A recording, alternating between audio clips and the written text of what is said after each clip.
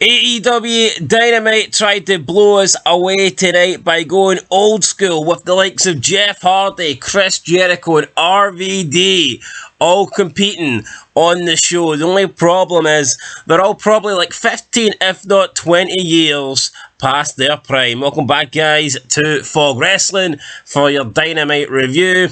And speaking of blowing us away, next week we have another big major Tony Khan announcement. I wonder what that announcement could be. It's so watered down now to the extent that he's almost bringing out these major announcements every single week. So it's hard to get excited about it. It's hard to be motivated about it. It's hard to care about it. But apparently, I've seen some rumours that this big announcement is that Mercedes Moné has joined AEW. Personally, I don't think that will be the case. I still think she's going to WWE, but there you go. If you want a little scoop, if you want a little bit of the know, then yeah, it looks like that's going to be the major announcement. But we've seen Tony Khan announce these big announcements before, and they've all turned out to be shit. So it could be something dumb. It could be a new updated ranking system. Maybe he's going to adjust the points. Maybe if you win, I don't know, by submission, you move up double ranking points. It could be something garbage like that. But yeah, next week we have another big announcement advertised by Tony Khan. But what did we have this week? Like I said, with some genuine legends. Of course, you had Jeff Hardy, RVD, Jericho. We also had Sting on the show. From a women's standpoint, not a lot happened. We had one women's match, and for me, that's plenty. I just don't understand why we're supposed to care about this Deonna Purrazzo.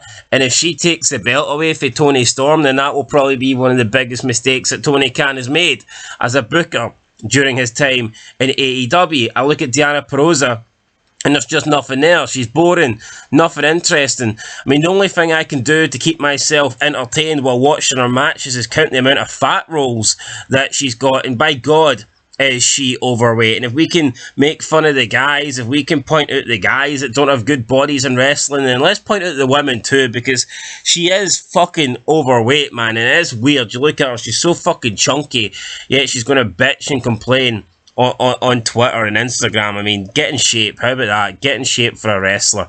Anyway, that was it with Swerve Strickland and Adam Cole or Adam Page. Why do we have two guys on the roster called Adam? And then you've got Adam Copeland as well. And I'm pretty sure there's another guy called Adam. So you've got Adam Copeland. You've got Adam Page. You've got Adam Cole. You've got Hangman Page, you've got Luke Cage or someone, Brian Cage. There's like, everyone's called Page or Cage or Adam. It's like, what the fuck? Get some unique names going here. Anyway, opening match, Jon Moxley defeated Jeff Hardy. After the match, rear naked choke. Jeff goes to sleep. After the match, Moxley goes for a handshake and Jeff gives him a big finger. So get it right up you. Is Jeff Hardy turning heel? Who knows? But for me, Jeff Hardy should always be on Dynamite. I don't care if the guy can barely move anymore. He is one of the best things that they've got. You know, Jeff Hardy's super popular, super over. Fucking put the belt on him. Why not? I don't care if he moves like a 95-year-old. Stick the belt on him. Then Moxley looked at a couple of guys at ringside with masks on, and the mask guys ended up jumping the barricade. They beat down Moxley, but Christopher Daniels and Matt Menard came out to make the save. Weird combination here. Where was the Blackpool Combat Club? Why didn't they make the save? I don't know. Daniels and Matt Menard coming out to save Moxley for a bunch of masked guys. Who cares? Match number 2, Hangman Page versus Toa Lenoa. I think this guy is probably related to The Rock. I don't know.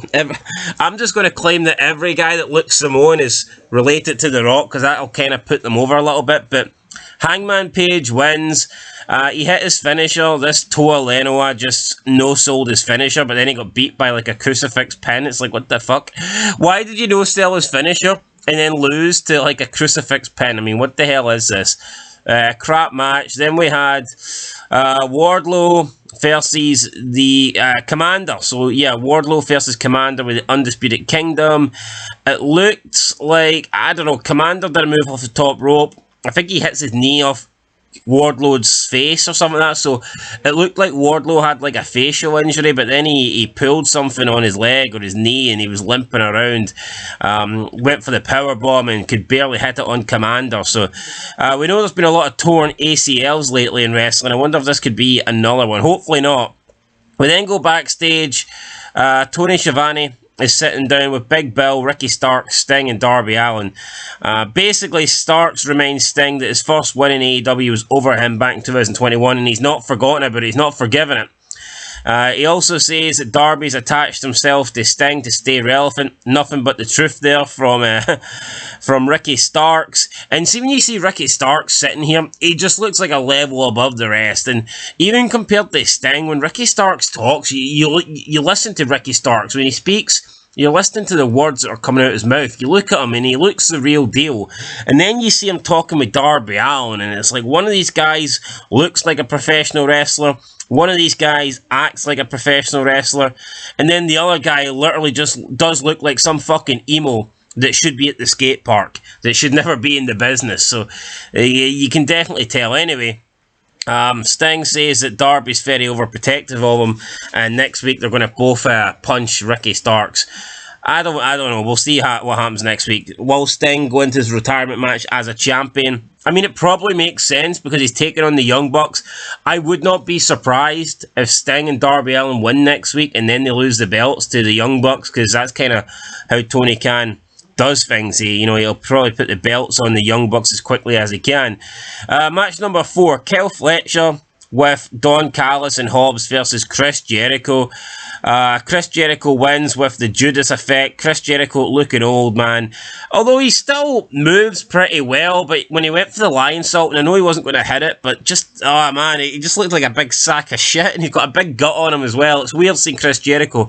I mean, for his age, he still moves good, but he's beginning to look like shit. A little bit like Ric Flair says. Ric Flair says, cosmetically, I look like shit, but I can still go. And I think we might be getting kind of close to that stage with Jericho where he looks like crap, but he can actually still move alright. So, yeah, I'm not comparing Jericho to Ric Flair by any means at this point, but it is what it is.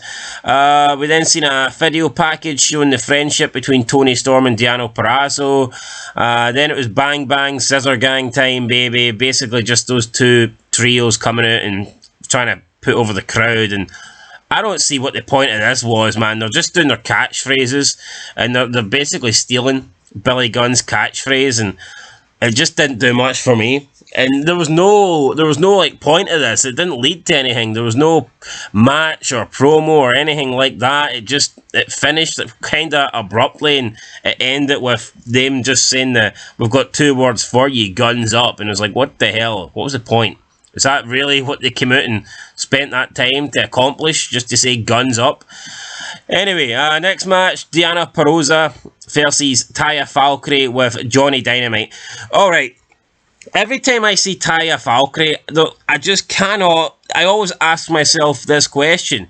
How the hell is she with Johnny Dynamite? Because I know a lot of times people will look at the guy and they'll be like, how did he pull her? How did that guy get with her? But I think if you also want to look at it from the other, perspective, it's like, how the fuck of the other side? Like, how did Taya Valkyrie end up dating John Morrison? I mean, this John Morrison guy, he looks like a rock star, could probably date pretty much any diva or any woman in wrestling, and he's with Taya Valkyrie. It just makes no sense to me. I mean, a little bit similar to how Edge and dates Beth Phoenix, although you could argue that Edge is older, but I just look at Edge and like John Morrison, and you look at some of the women they dated back in the day, and now you look at it's like, why are they dating these like bigger, butch, manlier looking women? I mean, maybe they're into that, but I can't help feel that John Morrison, or Johnny Dynamite as he calls himself these days, could do better than Taya Valkyrie. I never really understood that, but here, it is what it is. Deonna Purrazzo wraps her up like a pretzel, makes her tap out, and that was it really. She looked at Storm, and you can tell that Tony Khan doesn't give a shit about women's wrestling. He tries to get this stuff over with as quickly as possible. It's like a 2-hour show, and if you're lucky, like, the women get 15 minutes. And I'm not saying they should get more than that. It's probably one of the only things that I maybe agree with Tony Khan, but it's crazy that in this 2024 world that this Tony Khan just doesn't give a shit, you know, and he's like, he doesn't like women's wrestling, and you can see by watching this show. So yeah, it is what it is. It's literally like one and done for the women. They get one segment and then it's all over. Match number 6, main event time: Swerve Strickland versus RVD, Mr. Wednesday Nights. RVD, I mean, again, beginning to look a bit like shit like Jericho, but can still go. Looks probably, out of all the legends that are still going, probably out of all the guys that are in their 50s, I would argue that RVD is up there with the best in shape and that can still go to a similar level that they did back in the day. Of course, Edge is still pretty good, and Christian as well. But when you look at RVD, I think because I'd say he was more athletic than those guys. He had more of an aerial moveset. If you compare RVD to Jeff Hardy, I feel like RVD can still pull off more of the similar things he could back in the day and make it look good, whereas Jeff Hardy, a lot of the times when he goes for his offense now, it does look slow, it does look sluggish, and you're half expecting him to botch. Not that he didn't botch back in the day, especially in TNA, he was kind of botching all the time, but still, I think RVD is in good shape. I don't see why RVD can't have a full-time contract somewhere. I'd like him to be in WWE, but I know they wouldn't use him, and they'd probably just treat him as a jobber. So if RVD could permanently join AEW and be on Dynamite every Wednesday, or even go back to Mr. TNA, then I'd be all for that, because RVD is too good not to be wrestling, not to be on TV every single week. Fuck it, never mind AEW. If TNA want to be treat it seriously, if TNA want to actually do something, they need to make signings like Rob Van Dam, alright? That's the kind of signings that they should be getting. I'd be getting RVD in, I'd be getting Goldberg in. I mean, there you go, straight away. There's two massive signings that TNA could have. But they can throw some loose change at Big Demo and Mustafa Ali and Ash by Elegance if they want to do that. And so who's the other guy that they signed? I can't remember, but they signed another bum. Top Dollar. How much dollars did they waste on Top Dollar? Fucking bottom dollar. That guy sucks, man, right? Wait, keep your money and don't sign quantity, sign quality, right? Nobody cares if you sign 5 bums that weren't good enough for WWE, but if you can sign that one legend, then that's going to make a much bigger impact on Impact, pun intended. Anyway, Swerve Strickland, he wins, unfortunately, with the Swerve Stomp. That'll do it. Decent hardcore match. RVD can still go. Like I said, he needs to be signed up by somebody. Adam Page then comes out, says that Swerve can't lace his boot. Swerve points out that he's beat Adam Page twice. Page says that you need help at the Mogul Embassy to do it. Samoa Joe is lapping this up at ringside. Adam Page wants a third match. Swerve Strickland says he's going to give it to him. And I swear to God, less than 2 seconds later, Tony Schiavone says that Tony Khan has made it official and the graphic is there for next week. That is fucking impossible. That is not possible. The believability here is out the window. There is no way that in 2 seconds Tony Khan could make this match official and then produce like a template, produce the match card for next week. That just does not happen. It doesn't happen at all. So obviously we know this was planned. Obviously we knew it was going to be made official next week. But they're trying to make you believe that this is happening on the fly and that Tony Khan is in their ears. It wouldn't happen that quick, okay? Tony Khan couldn't make his mind up in 2 seconds and he couldn't produce next week's graphics in 2 seconds. But they're trying to pretend that we're dumbasses and we're just going to believe this. I mean, the believability in wrestling's gone. And I know some people might say that's like a small thing that I'm picking on here, but it's not. It is really not. Like, why can't they wait a couple of minutes even, or come back for the next commercial break and then go, oh, Tony Khan's going to make it official? Or when they're going off the air, they could shout that, but to say it 2 seconds later and then have the match cards already made, it's like, come on, you know that wasn't done in 2 seconds. Don't talk shite. So there you go, guys. That's what happened with Dynamite. I mean, it was nice to see Jeff Hardy getting a match. It was nice to see RVD main eventing, and it was obviously nice to see Chris Jericho doing there as well. So, I mean, I thought it was alright. It certainly wasn't a bad Dynamite compared to the usual stuff. I mean, I've seen a lot worse. I'll give it a 2 out of 10. I like seeing RVD back. I like seeing Jeff Hardy in the opening match. The rest of the stuff, though, didn't really interest me. Is what it is, guys. 2 out of 10. Let me know your thoughts down below, and I'll catch you in the next one. Till then, peace.